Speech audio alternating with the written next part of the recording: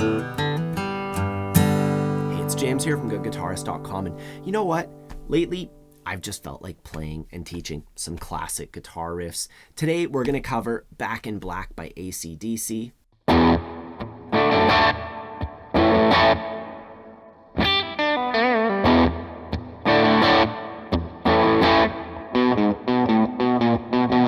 So that's what we'll figure out today, and we're going to take a deep dive into it to make sure that you can nail the techniques and make it sound as close to the recording as possible.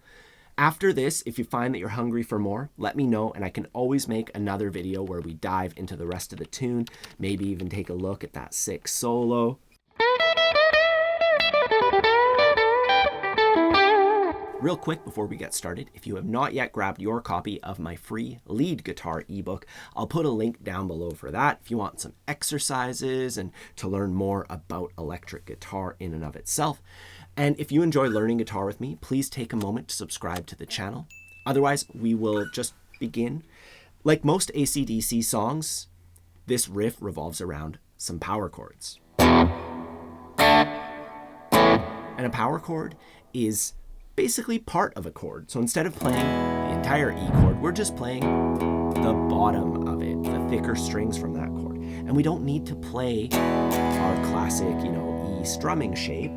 We can just put our index finger barred along the 2nd fret of the A and D strings, and it's going to be muting the G string. So I'm just putting the tip down on those 2 strings, being sure to leave the low E string open. And that's it. I just hit the strings, and then I use my hand to mute them, my picking hand. So I strum, and then I lightly touch my palm to the strings. Good. And that's it. That's the first note, I guess, of this riff. And then we're going to switch to a D power chord. And that's basically a D chord, but we don't need to use our middle finger. We can instead just lightly mute the high E string with the underside of our ring finger. And for that one, we're going to go down, up, down. So it's really important that our thumb mutes the thickest string as well. That way you can get a nice loose strumming motion and you're not like focusing so hard on picking the right strings, because that'll mess with your rhythm. It won't make it sound as smooth as like. And then we will play an A5 power chord where it's just like the E5 power chord, except we're moving everything over. So my index finger is on the 2nd fret of the D and G strings, muting the B string. And if you can get your thumb to touch the thickest string, that's helpful, but not required. And we're going to do another down, up, down. As far as the timing goes on all of those strums, let's just take a second to count it out. For our E chord, it's simple. We just play on beat 1. 1 and 2 and 3 and then we're going to switch to D, 4 and 1 and 2. So for that D chord, we went down, up on 4 and then a big down on 1, and we stop the strings right after. And then we'll do the same thing with A. And 2 and 3 and 4 and 1. So I'll just play it all together, nice and slow. 3 and 4 and 1 and 2 and 3 and 4 and 1 and 2 and 3 and 4 and 1 and 2. And now we're going to add a lick to that. And that's just an E minor pentatonic lick. As far as the notes are concerned, it's easy to memorize, but getting that bend to sound just right is definitely going to take some work, a lot of listening to the original recording. Let's just learn the notes first. I'm going to use my ring finger to play the 3rd fret of the thinnest string, and then I'm going to pluck down to pull off to the open string. You can pick both those notes, totally up to you. I like pulling off. It's a good opportunity to like practice the technique. And then we do the same thing on the B string. Or picking them with a down up, totally up to you. And then here I'm going to put my middle finger on the 2nd fret of the G string, but I'm also going to put my index finger behind it. It's going to help me make that bend. I can use both those fingers and I get more control. And that's where you kind of have to listen to the recording a lot and really feel it out. And afterwards we pluck the open string. And the timing for that, 1 and 2 and 3 and 4 and. So I kind of count like and, 4 and on that bend. 1 and 2 and 3 and 4 and, to help me, put the bend with the rhythm, but it's a little bit outside the rhythm. It's something, once again, you got to listen to the recording to really feel that out, to nail it. One other finishing touch we can do is, instead of just playing it like that, we can mute the strings with our palm and rake into that top note.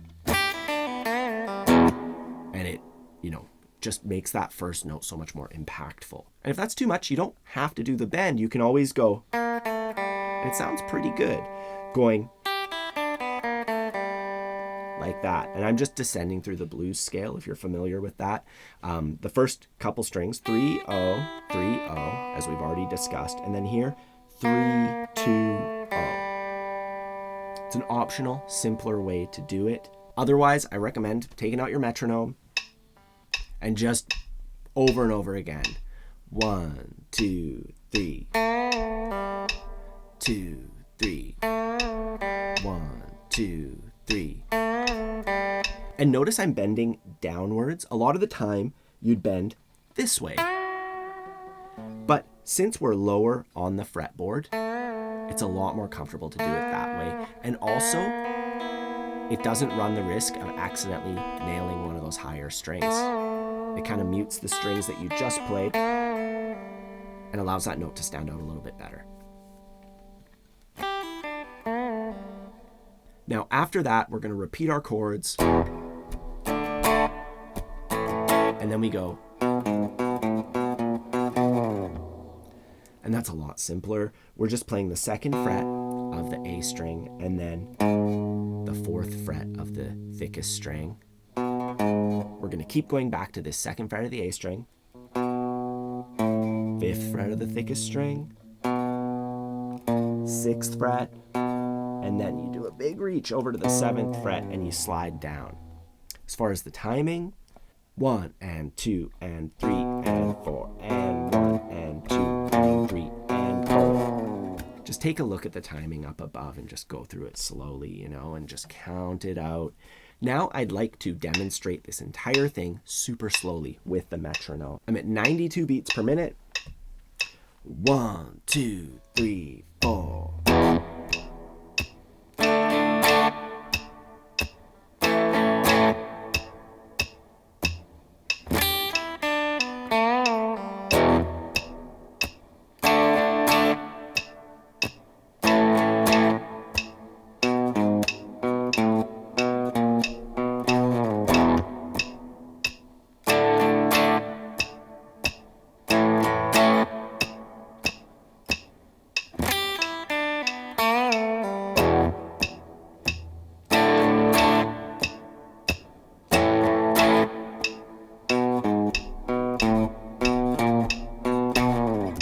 Now, I taught this lesson in the same order that you should learn everything in. So just go through it again and again, taking the time to work on each of those components until eventually you can put them all together, play it with the metronome like I just did.